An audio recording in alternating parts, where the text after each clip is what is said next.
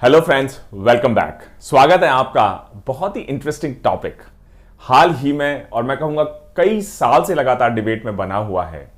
कि OBC reservation या किसी भी रिजर्वेशन को रिफॉर्म करने के लिए जो socio economic caste based census है उसको कंडक्ट किया जाना चाहिए या नहीं किया जाना चाहिए।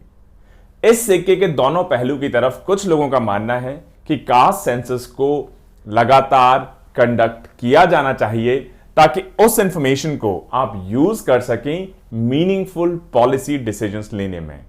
वहीं कई लोगों का कहना है कि ये जो कास्ट बेस्ड सेंसस है कि किस कास्ट के या किस सब कास्ट के कितने लोग हैं हमारी पॉपुलेशन में, इसको कैरी आउट नहीं किया जाना चाहिए क्योंकि ऐसी एक्सरसाइज करने से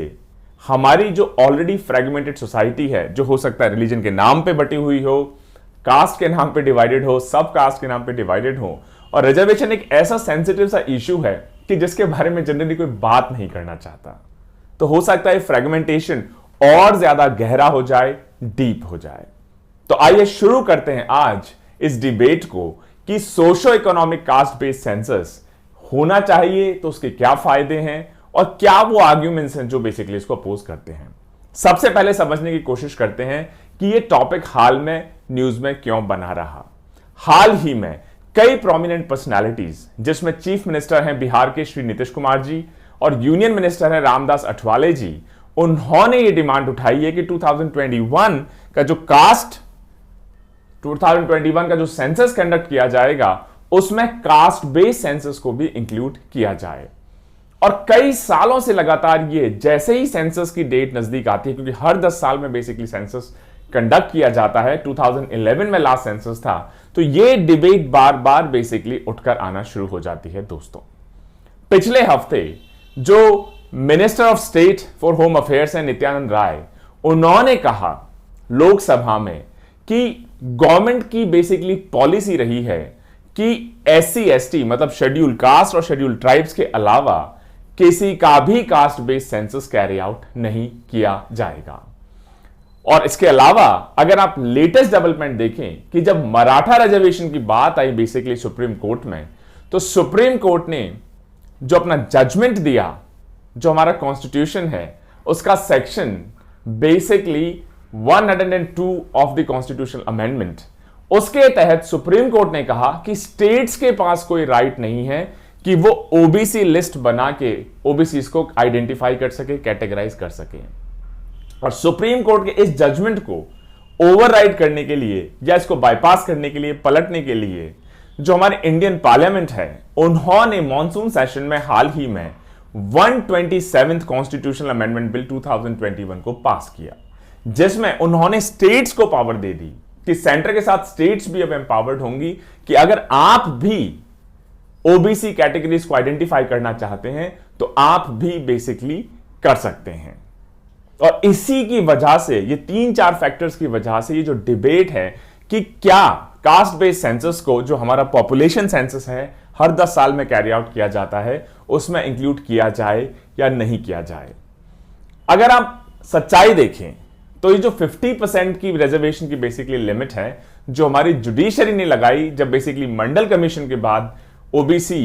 के रिजर्वेशन की बात को इंप्लीमेंट करने की बात आई, अगर आप बहुत सारे स्टेट्स में देखें तो अगर आप टोटल रिजर्वेशन को ऐड कर लें जिसमें शेड्यूल कास्ट, शेड्यूल ट्राइब्स और ओबीसीज हैं, तो 50% की लिमिट बहुत सारे स्टेट्स में ऑलरेडी ब्रीच हो रखी है। लेकिन अगर आप प्रैक्टिकल कुछ फिगर्स देख लें कि एक नंबर एक्सीड होना अलग बात है, लेकिन सच्चाई में कितनी परसेंटेज सीट्स इन कैटेगरीज द्वारा बेसिकली फिल की गई हैं, तो कहानी दूसरी तरफ बयां होती है। अगर आप 2016 का डेटा देख लें तो ओबीसीज का जो रिप्रेजेंटेशन है सेंट्रल इंस्टीट्यूशंस में या जॉब्स में, वो 22% से थोड़ा सा बेसिकली कम है। और इनफैक्ट इतने साल बाद भी अभी तक बहुत सारी सेंट्रल यूनिवर्सिटीज में ओबीसी का रिजर्वेशन इंप्लीमेंट नहीं हुआ है।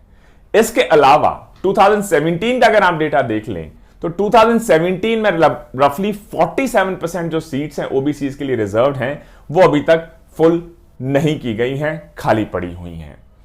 तो रिजर्वेशन का प्रोविजन बना देना एक बात है, लेकिन प्रैक्टिकली उसका इंप्लीमेंटेशन किस इफेक्टिवनेस के साथ बेसिकली किया जा रहा है, वो भी सिक्के का ऐसा पहलू है जिसको इग्नोर नहीं किया जा सकता।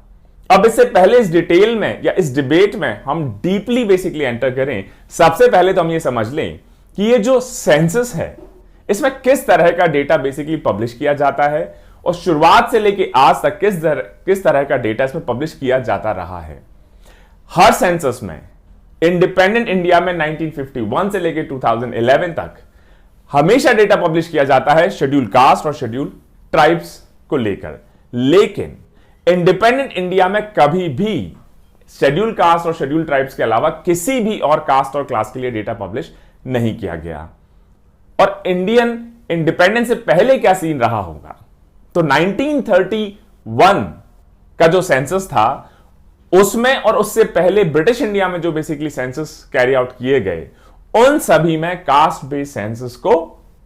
लिया जाता था। और ये 1941 रहा जब बेसिकली वर्ल्ड वॉर 2 चल रहा था। उस वक्त के जो बेसिकली सेंसस कमिश्नर थे मिस्टर M.W.M. यीट्स, उन्होंने कहा कि जो कास्ट बेस्ड सेंसस हम कैरी आउट करवाते हैं हर 10 साल के पॉपुलेशन सेंसस के साथ, इसको अब बंद किया जाए क्योंकि कॉस्टली एक्सरसाइज है जिसका कोई यूटिलाइजेशन उस वक्त शायद उनको नहीं दिखाई दिया हो।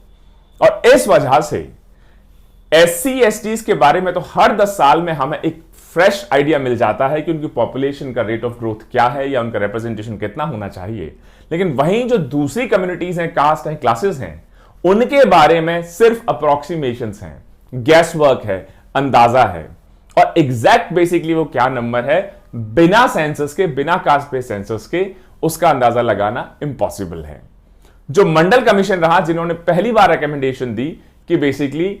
ओबीसी रिजर्वेशन होना चाहिए देश में, उन्होंने अपने हिसाब से ओबीसी की पॉपुलेशन उस वक्त कितनी एस्टिमेट की होगी इंडिया में, 52%। बहुत सारे डेटा जिसमें नेशनल सैंपल सर्वे डेटा है और बहुत सारी पॉलिटिकल पार्टीज लोकसभा और असेंबली में अपने अपने अलग अलग एस्टिमेट्स लगातार प्रेजेंट करते रहे हैं, लेकिन credible data, actual census based data अभी भी इंडिया में पूरी तरह मिसिंग है। और इस वजह से पॉलिटिकली भी और टेक्निकली भी, क्योंकि हमें एक्चुअल आइडिया नहीं है कि ओबीसीज की कितनी पॉपुलेशन है इस देश में, जब भी सेंसस बेसिकली आता है तो यह डिमांड उठने लगती है। हाल ही में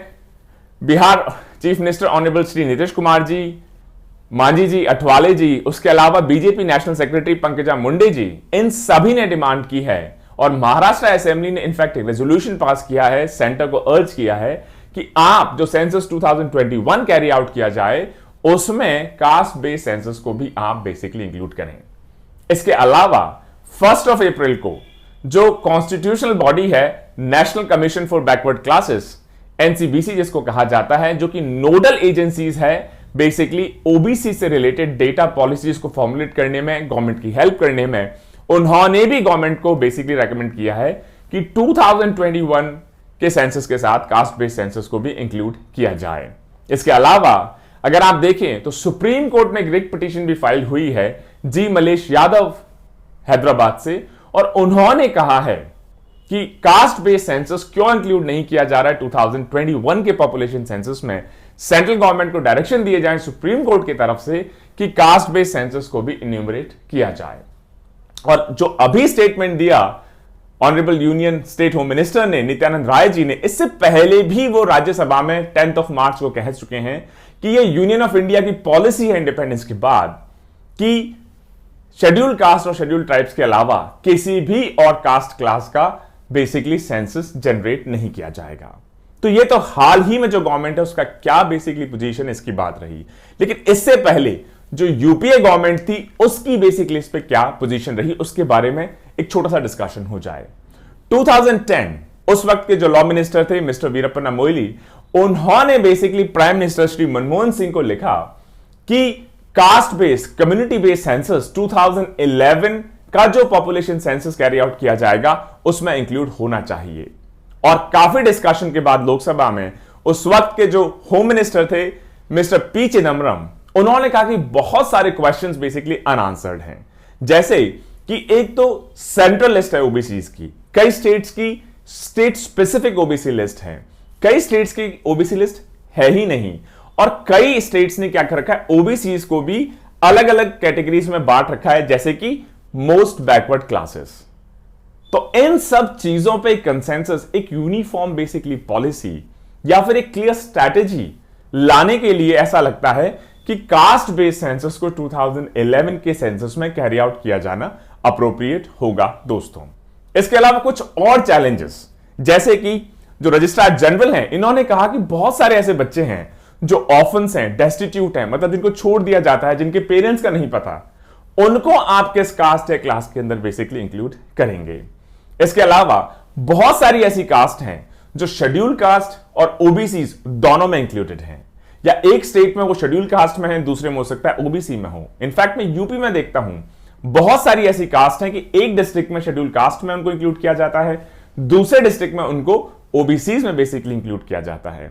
साथ ही साथ बहुत सारे लोग जो कन्वर्जन, जैसे मान लीजिए क्रिश्चियनिटी में कन्वर्ट हो गए, इस्लाम में कन्वर्ट हो गए, ऐसे लोगों को बेसिकली आप किस तरीके से ट्रीट करेंगे। इसके अलावा जब आपने एक स्टेट से दूसरे स्टेट में बेसिकली माइग्रेट करते हैं, तो क्योंकि हो सकता है जिस स्टेट में आपने माइग्रेट किया हो वहां पे जो आपकी कास्ट हो उसका कैटेगराइजेशन डिफरेंट हो सकता है उसको ओबीसी में इंक्लूड किया जा रहा हो सकता है ना किया जा रहा हो सकता है रिजर्वेशन का परसेंटेज बेसिकली डिफरेंस हो। इस तरीके से इंटर स्टेट या इंटरकास्ट मैरिजेस जो होंगी, इनको बेसिकली आप कैसे ट्रीट करेंगे। तो इतने सारे क्वेश्चंस हैं इस पूरे कॉम्प्लेक्स डिस्कशन में कि इसको कैसे आंसर किया जाए। और जब ये डिस्कशन हुआ 2010 अंडर एनपीए, तो फाइनली बेसिकली उस वक्त के जो finance minister late Pranab Mukherjee थे, उनके अंडर एक कमिटी बनाई गई और उन्होंने फाइनली रेकमेंड किया कि 2011 का जो पॉपुलेशन सेंसस है उसके साथ full fledged, full scale socio economic caste census, जिसको एसईसीसी भी कहा जाता है, उसको कैरी आउट किया जाएगा। और ये एसईसीसी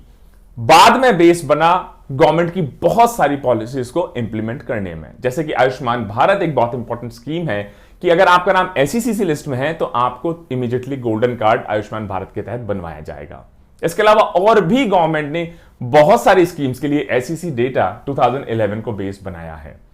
तो ये एसईसीसी मतलब कास्ट बेस्ड सेंसस डेटा, या एग्जैक्ट नाम देखें तो socio economic caste census data, इसको गवर्नमेंट ने कलेक्ट करवाया 2011 के पॉपुलेशन सेंसस के साथ। लेकिन उसके बाद इसका हुआ क्या? ये जो डेटा कलेक्शन एक्सरसाइज हुई कास्ट बेस्ड सेंसस की, इस पर रफली 4900 करोड़ मतलब 4900 करोड़ बेसिकली खर्च किए गए और ये कैरी आउट किया गया ministry of rural development rural areas में और ministry of housing and urban poverty alleviation urban basically areas में। फाइनली ये दोनों मिनिस्ट्रीज ने डेटा अपना सबमिट किया 2016 में, और 2016 में जब ये डेटा आ गया एसईसीसी का, तो इसको ओवरऑल डेटा को हैंडओवर किया गया ministry of social justice and empowerment में, और उन्होंने एक एक्सपर्ट ग्रुप नीति आयोग के वाइस चेयरमैन डॉक्टर अरविंद पनगरिया के अंडर बेसिकली बना दिया गया कि अब आप इस डेटा को एनालाइज करिए और इसको आप बेसिकली क्लियरली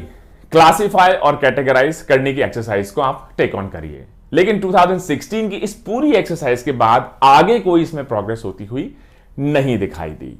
इनफैक्ट जो parliamentary committee on rural development था, उन्होंने जब ये रिपोर्ट लोकसभा स्पीकर को सबमिट की अगस्त 31, 2016, तो उन्होंने क्लियरली कहा कि जो डेटा है रूरल एरियाज का और अर्बन एरियाज का, इसमें 98.87% जो डेटा है वो एरर फ्री है, एक्यूरेट है। इसका मतलब इसको आप यूटिलाइज बेसिकली कर सकते हैं जिस भी पर्पस के लिए आप इसको यूज करना चाहते हो दोस्तों। अब चूंकि ये 2011 में जो डेटा कलेक्ट हुआ, 2016 में इस डेटा का सबमिशन हुआ, इस डेटा को उसके बाद पब्लिक नहीं किया गया है, या 2016 में जो एक्सपर्ट कमेटी बनाई नीति आयोग के चेयरमैन के अंडर, उसके बाद इसमें कोई एक्सरसाइज कैरी आउट नहीं की गई है, तो ये फिर से डिमांड उठने लगी है कि वो डेटा चूंकि अब ऑब्सलीट हो चुका है, साथ ही साथ उसको यूज नहीं किया गया है, 2021 के सेंसस के साथ इसको फिर से इंक्लूड किया जाए।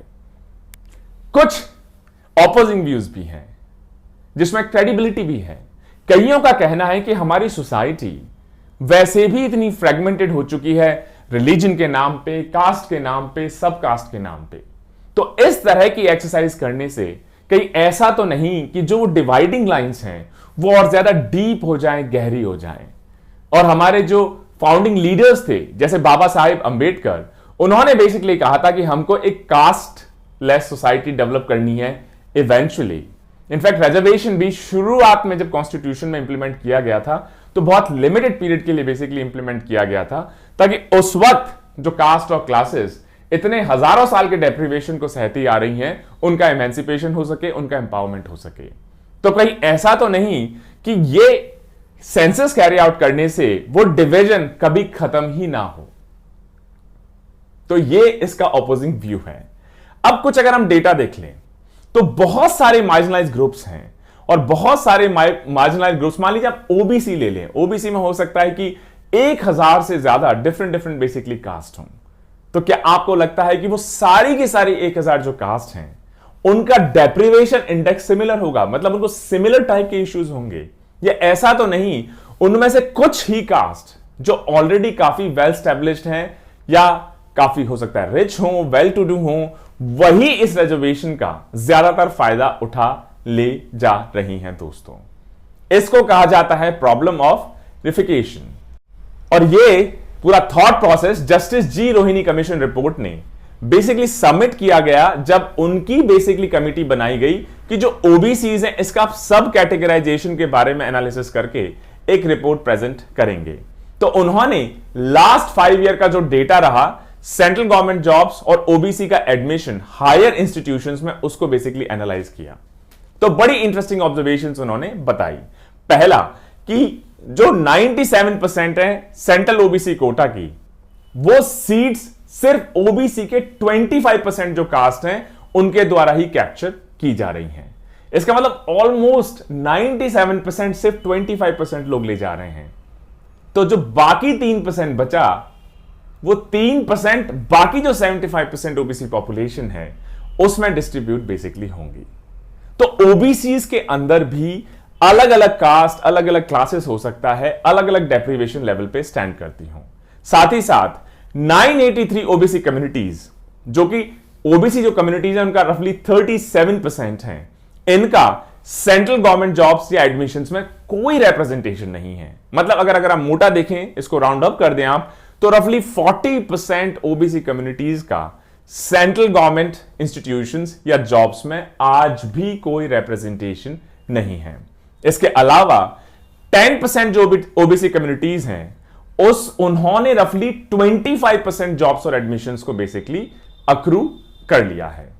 तो इससे क्या पता चलता है? इससे यह पता चलता है कि ओबीसीज, जिनको हम कहते हैं अदर बैकवर्ड कास्ट या अदर बैकवर्ड क्लासेस, वो भी एक यूनिफॉर्म होमोजीनियस ग्रुप नहीं है। उसमें भी बहुत सारी कास्ट क्लासेस हो सकता है अच्छी पोजीशन पे हो, वो ज्यादातर सीट्स हो, एडमिशंस हो, जॉब्स हो, उनको कैप्चर कर लें। बहुत सारी कास्ट और क्लासेस हो सकता है जिनकी कंडीशन आज भी बहुत खराब हो, जिनके लिए एक्चुअली रिजर्वेशन बनाया गया था या अफर्मेटिव एक्शन बनाया गया था, उनको आज भी वो फायदा नहीं पहुंच रहा हो दोस्तों। और इस वजह से जस्टिस रोहिणी कमीशन की जो डेटा है, इन्होंने क्लियरली ये बताया कि ओबीसीज का सब कैटेगराइजेशन तब तक पॉसिबल नहीं हो पाएगा जब तक कि आप कास्ट सेंसस कैरी आउट नहीं करें, क्योंकि आज की तारीख में भी कोई क्रेडिबल डेटा नहीं है कि कितनी पॉपुलेशन है, कितना परसेंट बेसिकली जॉब कौन सी कास्ट या क्लास बेसिकली ले जा रही है। और इस वजह से एसिमेट्रिकल डिस्ट्रीब्यूशन ऑफ रिजर्वेशन एक बड़ा इशू बनता जा रहा है।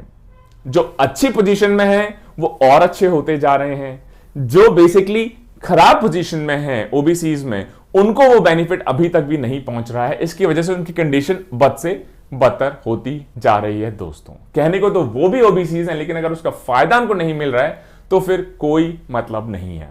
इन सारी चीजों को देखते हुए ऐसा लगता है कि अब टाइम आ गया है कि हम एक्यूरेट डेटा सेट बेसिकली पहले जनरेट करें, ये समझने की कोशिश करें कि हमारा कास्ट मिक्स बेसिकली क्या है, देश का, स्टेट्स का, कंट्री का, और उसके बेसिस पे फिर आप अपना पॉलिसी डिसीजंस बनाएं,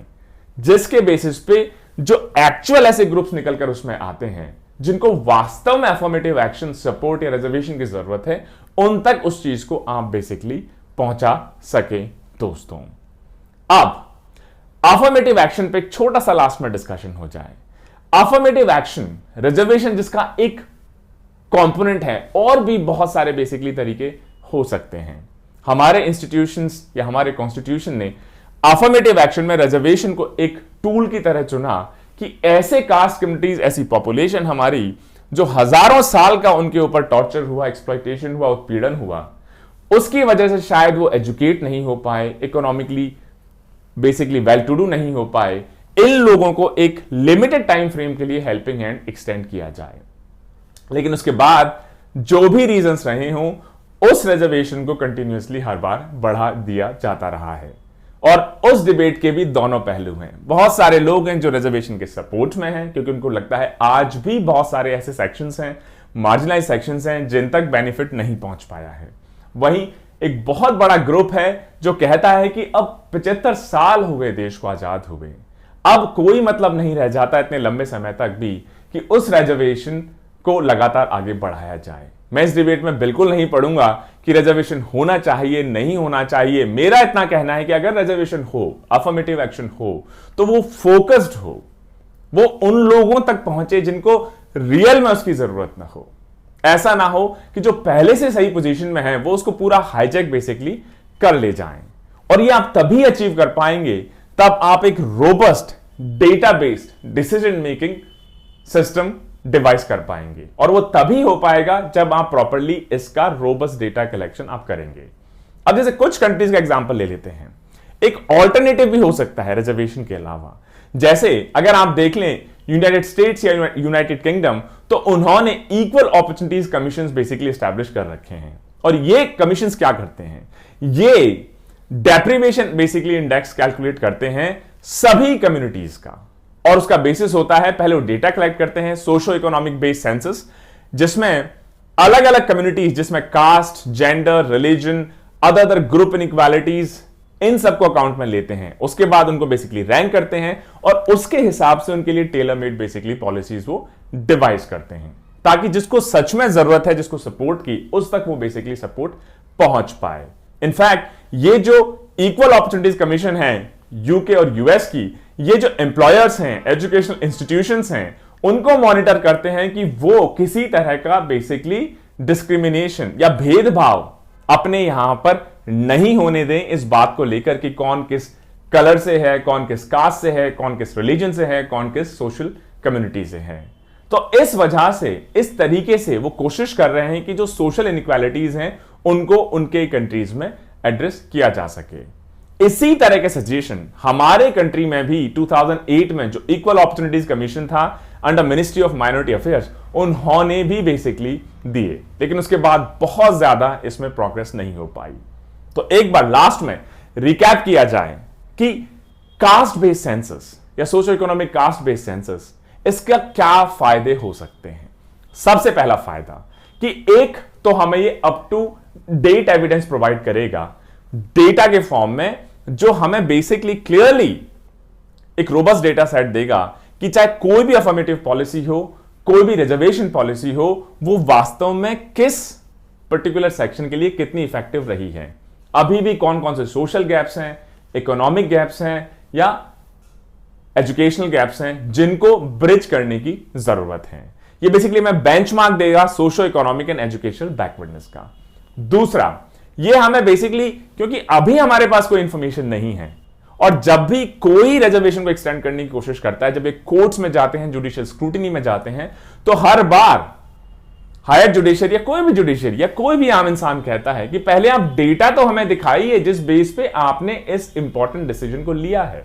और गवर्नमेंट उस डेटा को नहीं दिखा पाती, क्योंकि हम लोग ये caste based census carry out कर ही नहीं रहे हैं इंडिपेंडेंस के बाद। और इस वजह से वो प्रोविजंस जो होते हैं, कोर्ट में जाके उनको अनरीजनेबल या आर्बिट्रेरी बेसिकली डिक्लेयर कर दिया जाता है। जैसे अभी जस्टिस गायकवाड कमीशन, जिन्होंने बेसिकली मराठास को एसईबीसी के अंदर इंक्लूड करने के लिए रेकमेंडेशन दी थी, और जब बेसिकली ये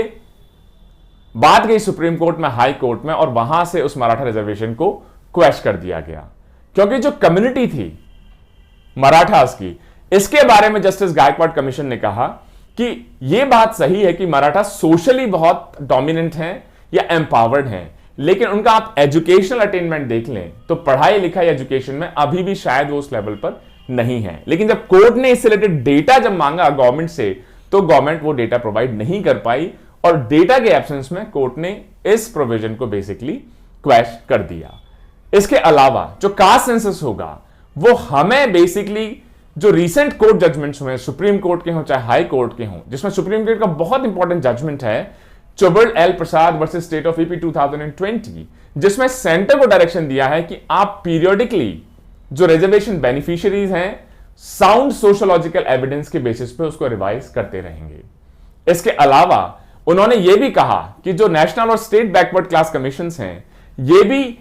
अपना डेटा कलेक्शन करेंगे, क्योंकि जो यूनिवर्सलाइज डेटा है, जो एक गैस वर्क है, उसके बेसिस में आप पॉलिसी फ्रेम नहीं कर सकते। सिमिलरली 2020 का एक और decision Devendra Singh versus state of Punjab, उसमें भी जो सब क्लासिफिकेशन है एससी कैटेगरी में, सेम डिबेट अब बेसिकली एक्सटेंड हो रही है शेड्यूल कास्ट और शेड्यूल ट्राइब, कि ऐसा तो नहीं कि शेड्यूल कास्ट और शेड्यूल ट्राइब में भी सिमिलर सिचुएशन हो कि कुछ कास्ट या क्लासेस ही रिजर्वेशन का ज्यादातर फायदा उठाती जा रही हूं, और जिन कास्ट क्लासेस